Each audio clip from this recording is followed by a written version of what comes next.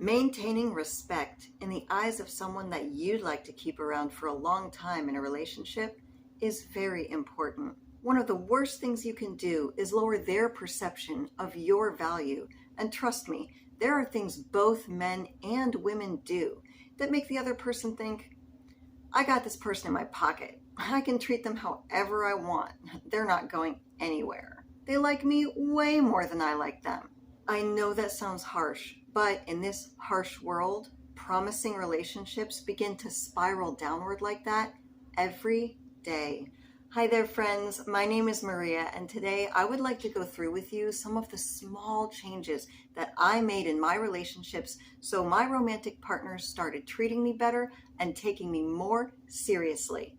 So grab a bottle of nail polish, let me know in the comments what color you are showing your self-love with today, and let's talk.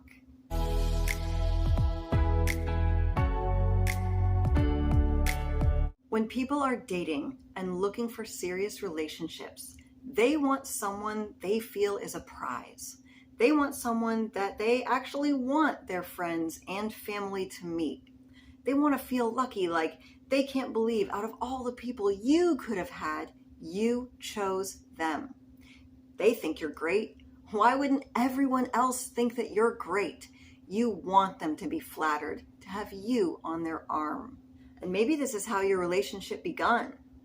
But let me tell you how their prized perception of you can begin to unravel really fast.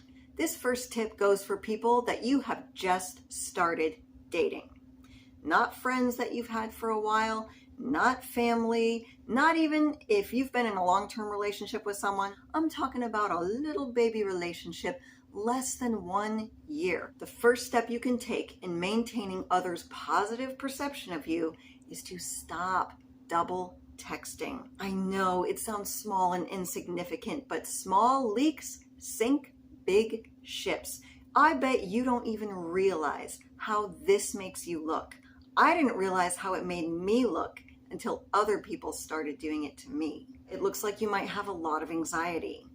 It looks like maybe you're someone who's impatient. It kind of looks like you have nothing better to do but to sit around and wait for them to text back. Now, these things might not even be true about you, but what you have to remember is you've known yourself your entire life. This person hasn't.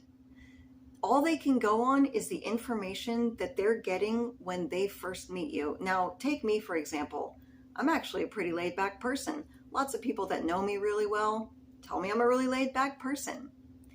But not when I first got into relationships where I really liked someone. I went ham.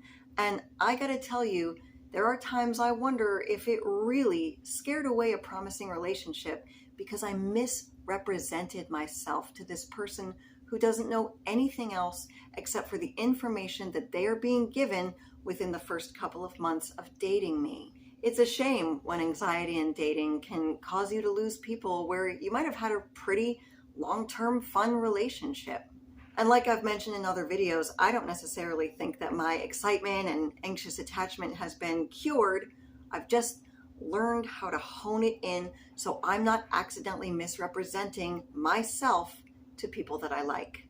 And the first thing I did was stop double texting. And when you stop double texting and you begin to meet people who start to double text you, yeah, you know what? Write to me. Email me at welcometotheotherhalf@gmail.com, and I want to hear all about how all of a sudden you were like, that girl might have known a little bit of what she was talking about. So yeah, you begin to double text somebody. They're like, man, this person likes me way more than I like them. Or maybe they might be high maintenance, but not in a good way. They might be a little too much work. Maybe this relationship isn't necessarily for me. The next attraction killer is oversaturating somebody with text messages all day long. I know this is another texting one, but we are in the age of Androids and iPhones and iPads, computers, Apple Watches.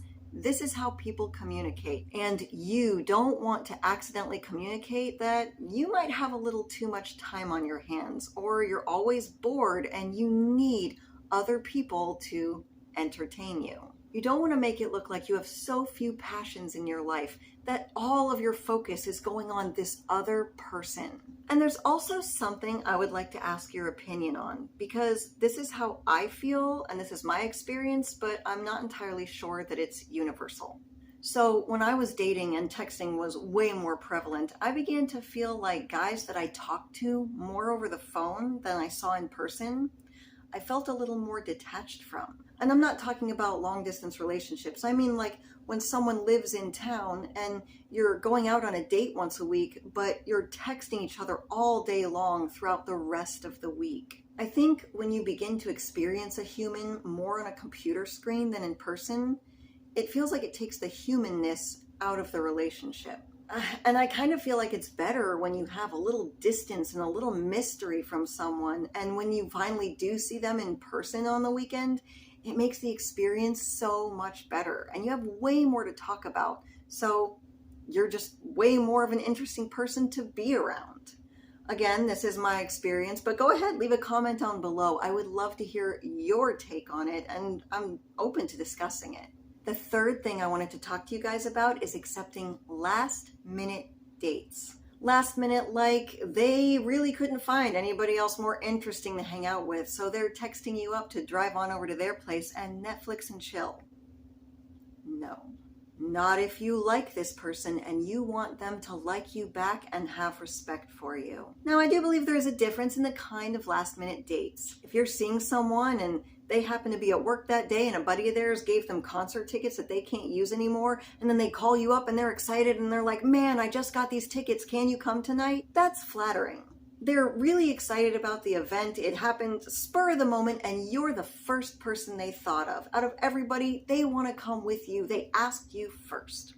However, if the only reason they're asking you out is because their bro night got canceled that night, do not accept that invitation.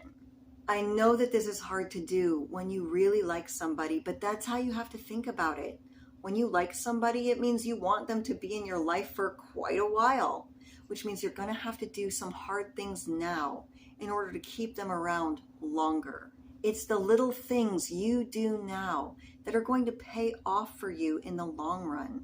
And if you never get to see this person because the only way you get to see them is when they ask you out spur of the moment, last minute, when everyone else has canceled plans on them, well, they don't really like you.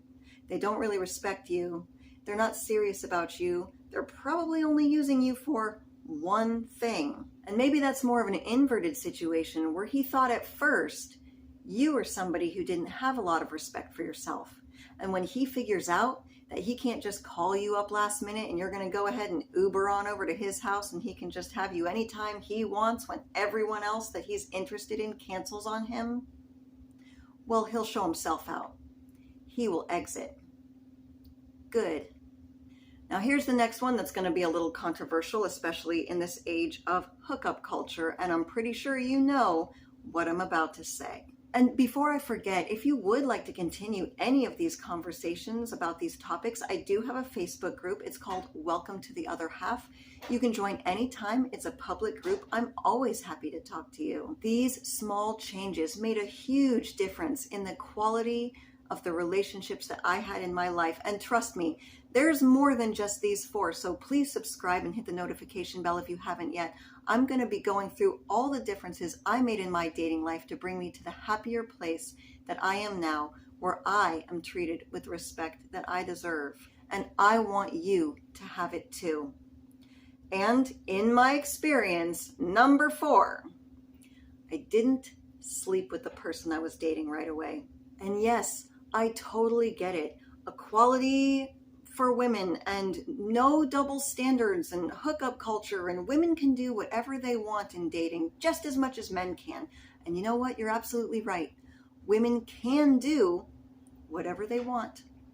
I am only here telling you my personal experience and what actually worked to change the quality of my relationships and how I was treated in my relationships, because my life is my true story. And when I didn't sleep with guys right away, it gave me the chance to find out who they were.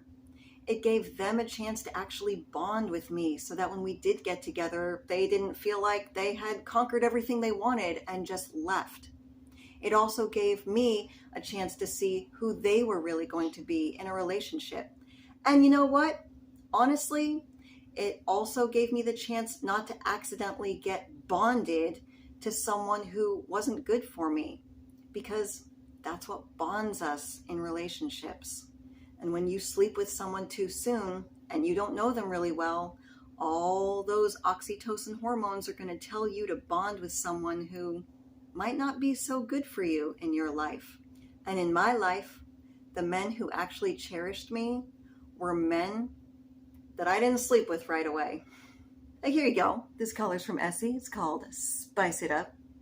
But not too much, right? Not too much. Wait a little bit. My name is Maria Adrianna. You did not have to live my life, but I certainly hope you can learn something from it. As always, thank you for visiting The Other Half.